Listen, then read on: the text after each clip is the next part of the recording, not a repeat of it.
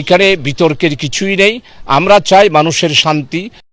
মহানগরী জামাত ইসলামীকে যদি এইভাবে জলবদ্ধতা নিরসনের জন্য আরেকটি খাল বরাদ্দ করেন, এই চট্টগ্রামেরই সন্তান হিসাবে এইখানে ছোট থেকে বড় হয়েছি। এই বীরজাখাল দেখেছি, চাকতাই খাল দেখেছি, মহেশখালী খাল দেখেছি, আরও অন্যান্য খালগুলা দেখেছি। আমরা 1973 সালে দেখেছি কর্ণফুলী থেকে আমরা বোট নিয়ে বদ্দারহাটে যে বালতি কোম্পানির খাল আছে ওই খালে আমরা এসেছি।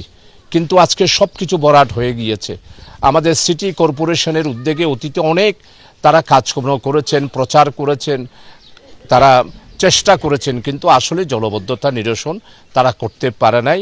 হ্যাঁ, কিছু কিছু কাজ তারাও করেছেন, একদম অস্বীকার করার কিছুই নেই। কিন্তু বর্তমানের সিটি মেয়র সম্মানিত ডাক্তার সাদাত হোসেন সাহেবের এবং উপদেষ্টা আমাদের সম্মানিত ডক্টর ইউনূস সাহেব সহ আরও যারা উপদেষ্টা মহোদয় আছে তাদের যৌথ উদ্যোগে ওনারা সিটি কর্পোরেশনে খালগুলা খনন করার উদ্যোগ নেন।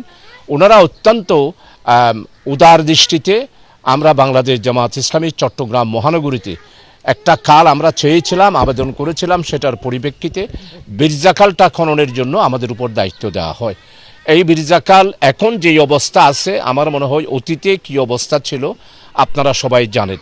আমরা প্রথম যখন মাননীয় মেয়র সাহেব সহ আমরা যেই দিন উদ্বোধন করি, এইখানে পাহাড়ের মতো ছিল, এখানে কোনো পানি চলাচল ছিল না। আবর্জনার মাধ্যমে টোটাল 3000 ফিটের মতো এইখানে মাটিতে ভরাট হয়ে গিয়েছিল। সমস্ত পানিগুলো এসে জলবদ্ধতা হতো আমাদের এই বাঁকুড়িয়ার বিভিন্ন এলাকাতে, মানুষ চলাচল করতে পারতো না। আমরা আমাদের টেকনিশিয়ানদের উদ্যোগে একটা কমিটি করে মঞ্জারে মুর্শেদ সাহেব, ইঞ্জিনিয়ার লোকমান সাহেব, আরও অন্যান্য ইঞ্জিনিয়ার ভাইয়ের আব্দুল মোমেন সাহেব সহ জামাত মহানগরী একটা কমিটি গঠন করে আমরা আল্লাহর উপর ভরসা করে মাননীয় মেয়র সাহেব এসে উদ্বোধন করেন, সেই থেকে আমরা কাজ শুরু করি।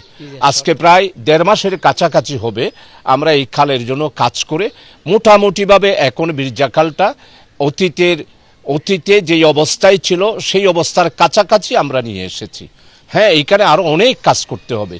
আমি ধন্যবাদ জানাচ্ছি আমাদের মাননীয় মেয়র এবং সেনাবাহিনীর যিনি এখানে দায়িত্ব আছেন ওনাকে, এবং সিটি কর্পোরেশনকে। ওনারা আমাদেরকে উৎসাহ দিয়েছেন এবং ময়লা ফেলার জন্য বীজ এখানে উনি আমাদেরকে দান করেছেন, এবং উনি আবার এই খাল পরিদর্শনে এসে সরজমিন উনি দেখে গেছেন, কিছু নির্দেশনাও দিয়েছেন।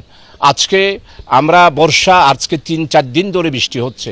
আপনারা জানেন এইখানে অনেক জনগণের আবর্জনা আবারও এখানে ফেলেছে, তারপরও 3 ভাগের প্রায় 2 ভাগের কাছাকাছি আমরা সমস্ত ময়লাগুলো প্রতিদিনই নিত্য নতুনের কাজ হিসাবে ময়লাগুলো আমরা তুলতেছি। মেয়র সাহেব এসেছিলেন, সেনাবাহিনীর কর্মকর্তারা এসেছিলেন, ওনাদেরকে আমি আন্তরিকভাবে ধন্যবাদ জানাই। আমরা এই কাজটা চলমান, আমরা এটাকে মানে পূর্ণাঙ্গভাবে খালে রূপান্তরিত করার জন্য যা যা কাজ করা দরকার নিত্য নতুন আমরা সেভাবে কাজ করব। মাননীয় মেয়র এবং উপদেষ্টা মহোদয়ের কাছে আবেদন করব, মহানগরী জামাত ইসলামীকে যদি এইভাবে জলবদ্ধতা নিরসনের জন্য আরেকটি খাল বরাদ্দ করেন, আরও নালা নর্দমা পরিষ্কার করার জন্য দায়িত্ব দেন, আমরা স্ব-উদ্যোগেই সেই কাজগুলো আমরা করব। এইখানে বিতর্কের কিছুই নেই। আমরা চাই মানুষের শান্তি, মানুষ যাতে করে জলবদ্ধতা থেকে তারা রেহাই পেয়ে স্বাভাবিক জীবন যাপন করতে পারে। বর্ষা এটা আমাদের নিত্য নতুন, আমাদের 6 ঋতুর মধ্যে একটা ঋতু। বর্ষা তো এটা আমাদের জন্য নিয়ামত, জনগণের জন্য নিয়ামত, মানুষের জন্য নিয়ামত।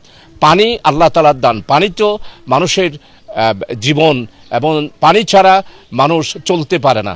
এই জন্য এই নদী নালাগুলো যদি আমরা সবাই উদ্যোগ নিয়ে, এখানে কোনো রাজনীতি নয়, এখানে কোনো কারো প্রশংসা পাওয়া না পাওয়ার কোনো বিষয় নয়, জনগণের কল্যাণ করাই হলো যে আসল উদ্দেশ্য। এগুলো আল্লাহ তাআলার পক্ষ থেকে একটা ইবাদত, এটা বন্দেগী।